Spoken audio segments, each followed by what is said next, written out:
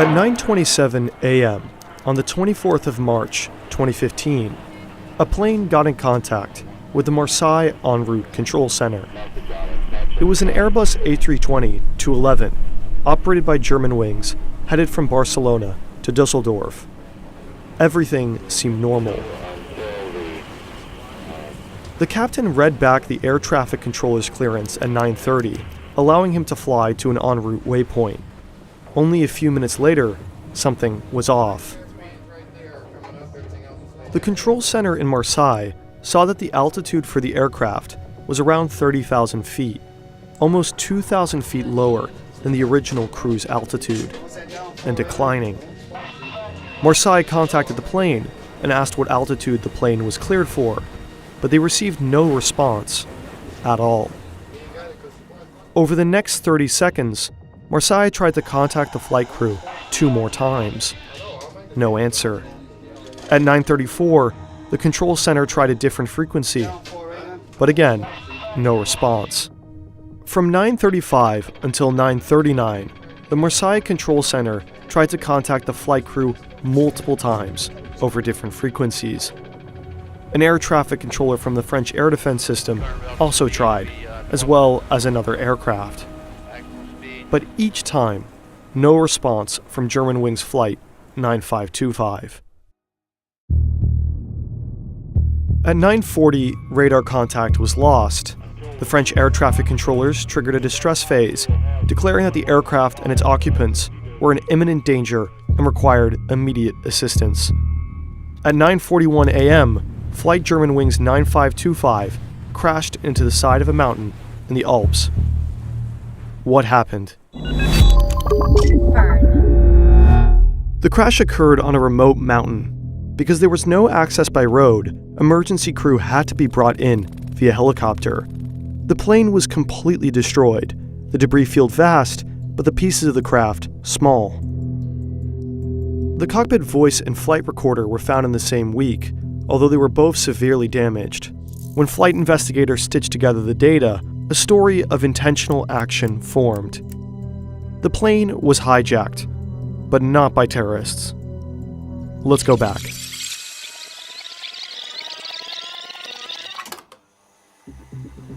After the aircraft leveled off at its cruise altitude, the captain left the cockpit to go to the bathroom at 9:30. While he was in the bathroom, the plane was almost immediately set for a different altitude in the cockpit. At 9:34, the captain came back and requested access, but he got none. The door was locked. As he stood in front of that cockpit door, the captain began to understand. The co-pilot had hijacked the plane, and he had no way of getting in.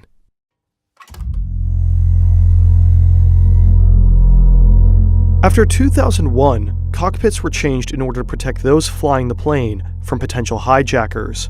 To enter the cockpit, a crew member has to call the cockpit on the intercom and press the pound key on a keypad, which buzzes the cockpit. At that moment, the pilot can switch the door control from norm to unlock, and the crew member can enter. The crew is also given emergency codes, which they can use if there are concerns for those in the cockpit. In that case, the crew member will use the emergency code on the keypad, triggering a 30-second timer, and the cockpit door will open for 5 seconds. However, there are situations where those in the cockpit want to override the access by the crew, like during a hijacking. In that situation, the pilots can switch the door control to lock, overriding all emergency access. And it's that mechanism that the co-pilot used to permanently lock access to the cockpit while the plane began to descend. The captain was locked out of the cockpit without any control. At 9:39, the cockpit voice recorder picked up violent blows on the cockpit door. The captain had repeatedly tried breaking in to gain access, but the cockpit door was reinforced. Made to withstand armed hijackers, the captain stood little chance. In the last minutes, the passengers, crew, and captain all knew that the plane was going down. No one survived the crash. 144 passengers, 4 cabin crew, and the captain and co-pilot died. Amongst the passengers was an entire school class, returning from a field trip to Spain. The captain, Patrick Sondenheimer, was a 34-year-old father of 2. In the aftermath, his wife set up a foundation in his name, intended to help children and young people handle grief and crisis. He had thousands of total flight hours, and his last moments were dedicated to trying to save the plane and passengers.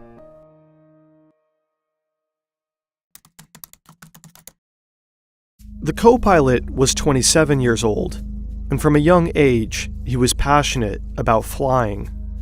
His bedroom had posters of Airbus, Boeing, and Lufthansa, and he'd become an expert glider pilot as a child. He joined Lufthansa's flight academy straight out of school, but only a few months into the program, he stopped. He was suffering from a deep depressive episode, treated with antidepressants, and spent multiple months in the care of a psychiatrist. Eventually, he received a medical recommendation declaring that he was in remission. After a few months, his student pilot license and fit-to-fly medical certificate were restored. But if he needed any more psychiatric treatment, he'd be grounded from flying. But he continued with his training until he ran into a problem. While filling out a document required by the U.S. Federal Aviation Administration to fly at an Arizona-based, Lufthansa-operated flight school, he said that he had never been diagnosed with any mental disorders. This was a lie, and he got caught. Lying on an FAA application can lead to a jail offense or the end of a flying career. But the FAA gave him a second chance. He admitted to depression and was accepted to go to Arizona.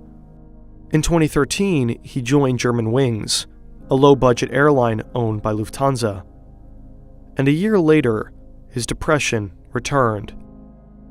He thought he was going blind, visiting ophthalmologists and neurologists multiple times per week because he was seeing stars, halos, flashes of light, streaks, and flying insects.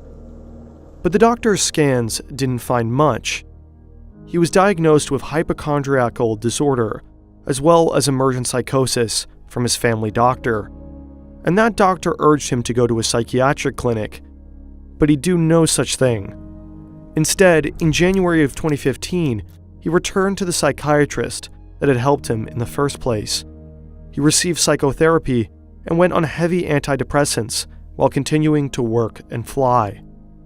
From February to March, he received multiple sick notes from multiple doctors. He wasn't all right, and he wanted something to change. 4 days before the crash, he turned to his computer to understand the locking mechanism on the Airbus A320 cockpit door. On his outbound flight from Dusseldorf to Barcelona, he tested the descent settings for a moment while Sondenheimer was outside the cockpit. On the return flight, he used it to bring down the plane. How could this have happened? Pilots are required to do health screenings and annual checkups, but mental health is easier overlooked than physical. Since pilots operate under an honor system, they're expected to self-evaluate their health. And this can be an issue. The co-pilot was declared unfit to work by his doctor, but he decided to just not tell his employer. But if someone like him is a risk to public safety, a doctor can break doctor-patient confidentiality and report him to authorities. So why didn't at least one of the multiple doctors who wrote multiple sick notes and declared him unfit to fly think that the co-pilot may have presented a risk for public safety? Enough of a risk that he couldn't be trusted to report himself. We don't know. The doctors may have believed the co-pilot was a risk to himself, but not to others. Being depressed does not make you a killer.